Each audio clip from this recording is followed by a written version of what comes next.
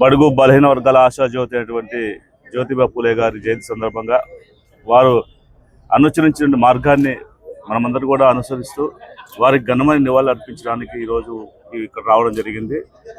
సమాజ స్థాపన కోసం, ప్రత్యేకించి పేదల పట్ల ఉన్నటువంటి వివక్షని రూపుమాపేందు కోసం అహర్నిశలు కష్టపడి అప్పట్లోనే దశాబ్దాల కాలం క్రితమే ఆయన పూర్తి స్థాయిలో ఈ సమాజంలో ప్రతి ఒక్కరు కూడా జీవించే హక్కు ఉంది, ప్రతి ఒక్కరికి చదివే హక్కు ఉంది, ఈ రెండింటిని కాపాడాల్సిన బాధ్యత ప్రతి పౌరునికి ఉందని చెప్పేసి అప్పట్లోనే పోరాటాలు మొదలుపెట్టి అందరికీ ఒక మార్గదర్శకంగా ఉంటూ ఈరోజు వారి తోవలోనే తెలుగుదేశం పార్టీ ప్రభుత్వం కూడా నారా చంద్రబాబు గారి ఆధ్వర్యంలో బీసీల పార్టీగా చెప్పుకుంటున్నటువంటి తెలుగుదేశం పార్టీ ఎన్డీఏ కూటమిలో భాగస్వామిగా ఉంటూ అనేక సంక్షేమ కార్యక్రమాలని బీసీలకి సప్లాన్ని తీసుకొచ్చేదానికి ఈరోజు ప్రయత్నం జరుగుతుందంటే జ్యోతిబా పూలే గారు చూపించే మార్గం అని చెప్ప తప్పదు.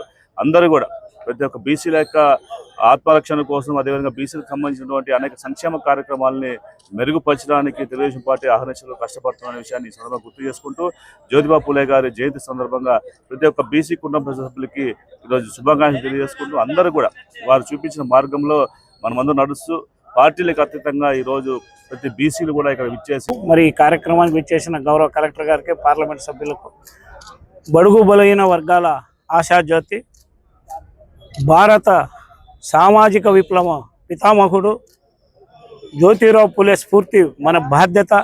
జ్యోతిరావు పూలే అంటే పేరు కాదు, అది కేవలం అదొక ఉద్యమ స్ఫూర్తి.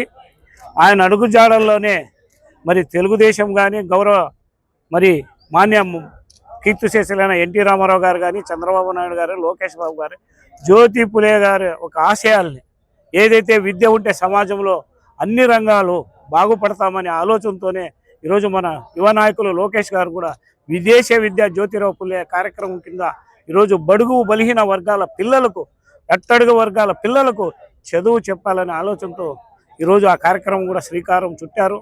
మనం విద్యనే ఆయుధం, విద్య ఉంటేనే మరి గుణం కానీ, మరి మతి కానీ, స్థితి కానీ, మరి బలం కానీ, ఆర్థికంగా బలపడాలంటే అప్పట్లోనే 2000 సంవత్సరాల కిందటనే ఇవన్నీ 4 లేకపోతే, విద్య లేకపోతే ఇవి 4 రావు. ఈ 4 రాకపోతే ఆర్థికంగాను, సామాజికను వెనుకబడిన వర్గాలు చాలా నష్టపోతారని ఆ రోజుల్లోనే మొట్టమొదటిసారి గుర్తించిన వ్యక్తి.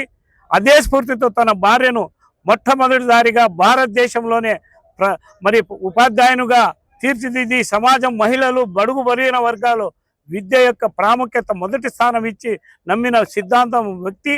అలాంటి మహనీయుని బాటలోనే ఈరోజు అందరూ కూడా బీసీ వర్గాలు కానీ, తెలుగుదేశం పార్టీ కానీ, మహానుభావుడు ఎన్టీ రామారావు, చంద్రబాబు నాయుడు, లోకేష్ బాబు గారు ఆయన స్ఫూర్తి ఆశయాలనే కొనసాగిస్తున్నారు.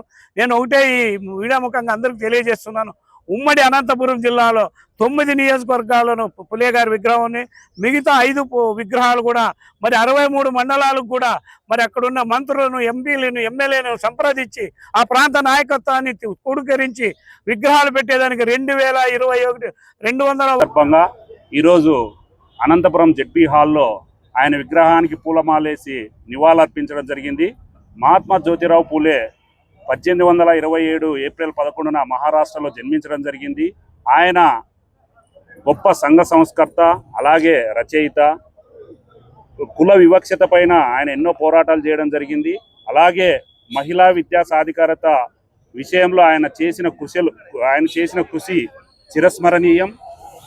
పేద బడుగు బలహీన వర్గాలు చదువుకుంటేనే సమాజంలో అందరికీ సమాన అవకాశాలు ఉంటాయి, సమానత్వం ఏర్పడుతుందని 18వ శతాబ్దంలోనే తెలుసుకొని ప్రతి ఒక్కరూ చదువుకోవాలనే ఉద్దేశంతో ఆయన ముఖ్యంగా మహిళలు చదువుకోవాలనే ఉద్దేశంతో పూణేలో 1848లో పూణేలో బాలికలకు ప్రత్యేక పాఠశాల ఏర్పాటు చేసి తన భార్య అయిన సావిత్రిబాయి పూలేకి విద్యను బోధించి భారతదేశంలోనే మొట్టమొదటి మహిళా ఉపాధ్యాయురాలుగా సావిత్రిబాయి పూలేని తీర్చిదిద్దిన గొప్ప మహోన్నతమైన వ్యక్తి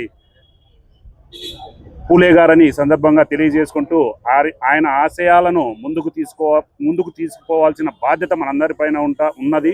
అలాగే తెలుగుదేశం పార్టీ కూడా బడుగు బలహీన వర్గాల పట్ల, అలాగే పూలే గారి ఆశయాలను ముందుకు తీసుకెళ్తూ సాగుతుందని